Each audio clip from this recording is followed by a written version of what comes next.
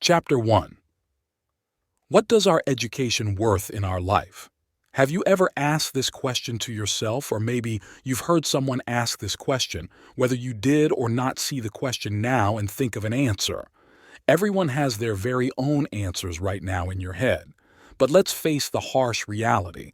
The chain of this term education started when one human saw the world by his side, learned many things from it, all bad and good things, then passed it down to other human. Then they started their journey from where the first human left. Putting it simply, education means learning from those who lived before you, and then continue from where they left, isn't it? But passing of life experience known as education took a different turn by the time when humans started to grow. A place was built only in order to provide education for the humans who wanted to learn, and that is nowadays known as schools. But that didn't stop there.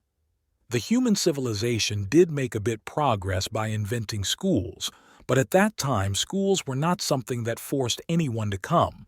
Simply those who were interested in learning from their ancestors, including their mistakes and achievements, gone to schools and learned it.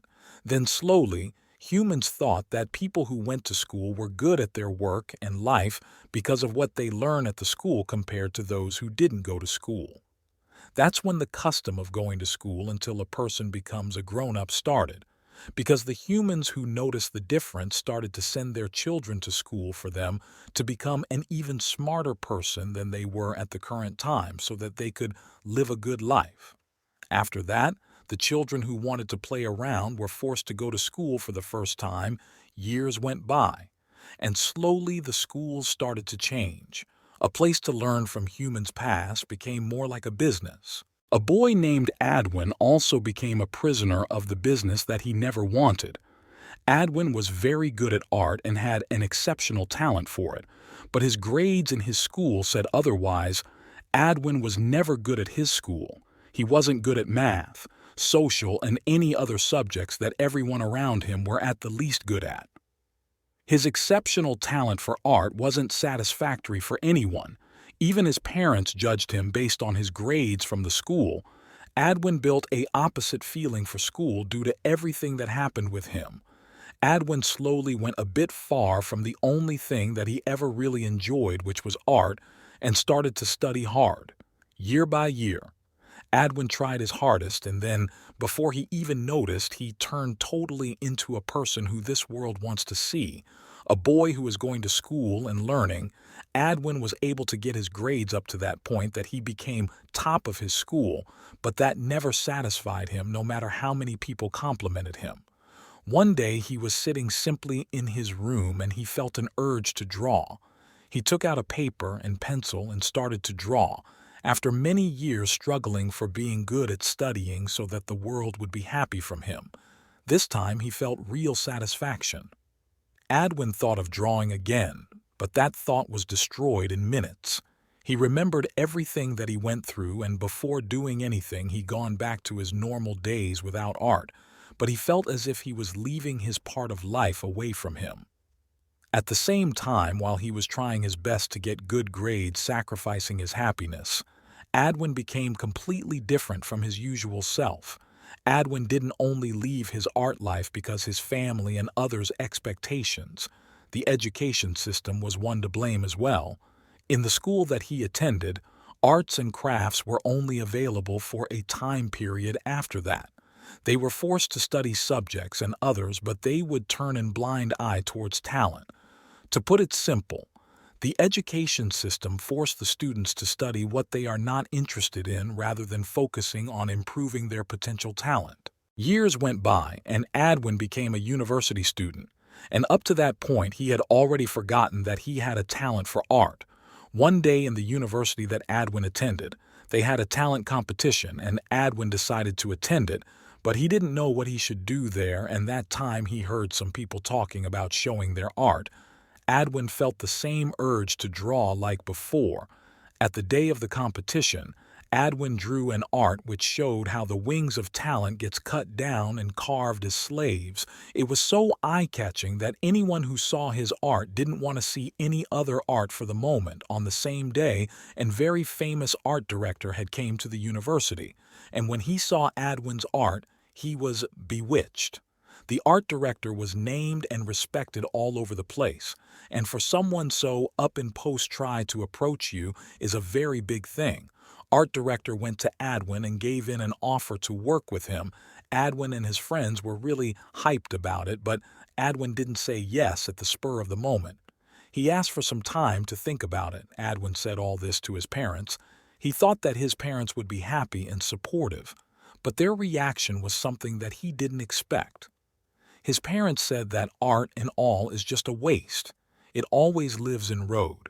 You cannot do a living through that. And we don't approve of it. It was expected from an high-class people, but they forgot about Adwin's feelings and thoughts about it. Adwin was broke from inside because until that point he was always forced around by his family and mainly the education he got.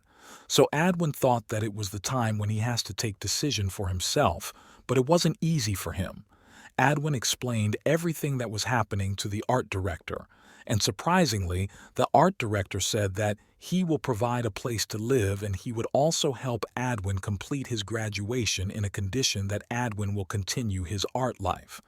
Adwin accepted the conditions and shifted to the place that the art director provided. His parents were against it, but Adwin's mind was fixed to start his own life through art. Chapter 2. On the first day of his life in art industry, Adwin met Cleotha. She was around the same age as Adwin. Adwin was very excited for his work. Cleotha was in charge of showing Adwin the ropes of the job that he was about to do, and soon enough, Adwin caught up to all the other artists around him. Adwin would go to his university and come home, then run straight to work, which was exhausting. But for Adwin, being able to draw once again became a really great time. Cleotha was still guiding Adwin when he did mistakes, and Adwin followed her instructions. One day in Adwin's university he saw Cleotha. Adwin didn't know that she was attending the same university. Adwin approached her and asked her what she was doing here. Cleotha said that she goes to this university. But what is Adwin doing here? Adwin said he also attends this university. That led a great time of talk between Adwin and Cleotha. Even the art company that both Adwin and Cleotha attended had gave them rooms to live in. They both were living in the very same apartment, and it didn't take long for both of them to start having feelings for each other, but never did Adwin propose, or neither did Cleotha. That one thing was not completed, which was always giving a hard time to Adwin. While Adwin and Cleotha were taking a walk in their university campus, Cleotha asked that why Adwin chose to continue his studies while he didn't like it, and even though he landed on a very good job at a young age, Adwin said, "I actually want to know the answer myself, but what about you?" Cleotha was confused and wasn't giving any answers, but at that spot, some of Cleotha's classmates came near her, pointing their hand towards Adwin and said, "Is this your boyfriend, or is he customer?" Adwin was confused about what they just said, and Cleotha wasn't saying anything. Adwin understood the situation and grabbed Cleotha's hand, saying, "Let's go somewhere else, shall we?" Cleotha's classmates didn't leave her alone and said to Adwin that Cleotha's parents are super poor and his dad was in a state of death. She even has various debts on her head, but somehow she now lives in a normal house with her parents who think that she works day and night, but you know what? She just works on nights, not days. And then the one girl who was saying all this took out her purse, which looked very expensive and had some great art stick to it. Then she took out some cash and said, "Here you go, little slutty." Cleotha simply stood there and didn't reply. Adwin was furious and said, "Really? I didn't know that, but how do you feel growing up from body only not mind? Well, you ask your daddy to take money from him, or maybe you take all this money from your sugar daddy. Well, you maybe don't know this, but all her problems and struggles only made her beautiful and strong. But what about you, and for your kind information, that art imprinted on your purse was made by Cleotha. Do you understand this place is for education, not for people to brag about their money? If you don't know even that, you don't have any place here, I suppose. The bullies went back without talking anymore, and then Adwin turned back, grabbed Cleotha's hands, and took her outside of the university, angrily saying that there was once a time when schools and universities were made for students to learn and grow. But now a day's money has control over the education as well. Some work their hardest to achieve, and some just throw some money and get what they need. Cleotha was surprised from what had happened and thanked Adwin for taking her side and helping her. Adwin asked whether what they said was true. Cleotha was shocked and said no, it was all a lie. Adwin said then, "Why didn't you talk back for yourself? You not talking only made them clear and nothing else." Cleotha asked Adwin whether he believed them. Adwin said that he would never believe such an obvious lie, and he said that he trusts her. Cleotha thanked him again, but Adwin interfered and asked her to talk about herself to him. Cleotha knew Adwin's life, but Adwin knew nothing about her. Cleotha said that her father was working at a low-salary toxic company which was giving more work but less money. One day some cops raided the company and took evidence of the company doing some illegal work, so they arrested all of the employees, including Cleotha's father. And even though her father was proved not guilty, her father's license for work was canceled, and due to that, he went to working at a factory so that the living could go on, but it became very tough. Slowly, due to the stress and overwork, he was paralyzed and was in a very bad condition. For his medical treatment, her mother worked day and night but couldn't do much. Slowly, they were in a big debt. Cleotha wanted to help, but her mother said that she should study and get into a big university so that she could have a better life than her parents. But due to the stress which kept on coming to her mother, Cleotha thought of working part-time, and after working she even tried to sell it. But one day at the place where she was selling her art, her classmates saw her, and from the next day they started to pick on Cleotha. But one thing was very helpful at the same day. While she met her classmates, she also met the art director who helped her grow in all the ways. The art director forced Cleotha to continue her education instead of dropping out. And then one of Cleotha's art won a grand prize, and from that money she was able to treat her dad as well. And that art was the same which that classmate had on her purse. Adwin said that all that you have been through was really hard. Thank you for your hard work. Cleotha cried tears of joy. Then Adwin asked Cleotha that, what is the point in all of this? Cleotha said, what are talking about, while looking confused. Adwin asked to Cleotha whether her father was a graduate or not. She said that her father was a graduate. Adwin then asked, your father learned and wasted money for about 15 years to get a job, but when he finally did, the people just took his license and everything was in waste. Why was that? Cleotha said his knowledge remained.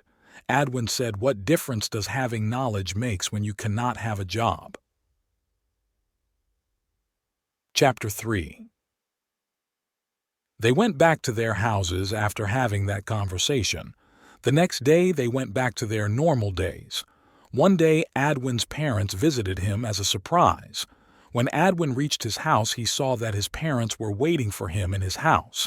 Adwin was shocked and immediately called the art director to know who provided them the key to Adwin's house. The art director picked up the phone and said that Adwin's graduation time is coming soon, and before that he has to clear up things with his parents, and to cut the call, Adwin was forced to talk with his parents, who always said that his life in art was worth the roadside and that he has to focus on his education. As expected, there was an unspoken awkwardness in the room. Adwin asked why they had come to visit. His parents said that it had been about 2 years since you left the house, and we thought about what we did to you wasn't good, and you are about to graduate soon, so we are here to apologize to you and take you back.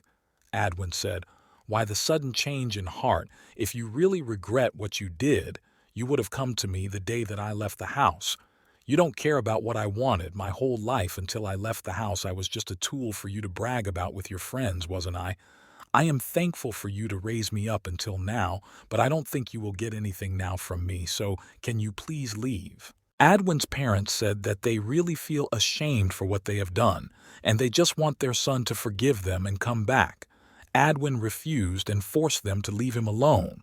While they were going outside of Adwin's room, Adwin said that you guys forced your own son to do something that he never wanted and turned a blind eye towards his cries just to satisfy your needs.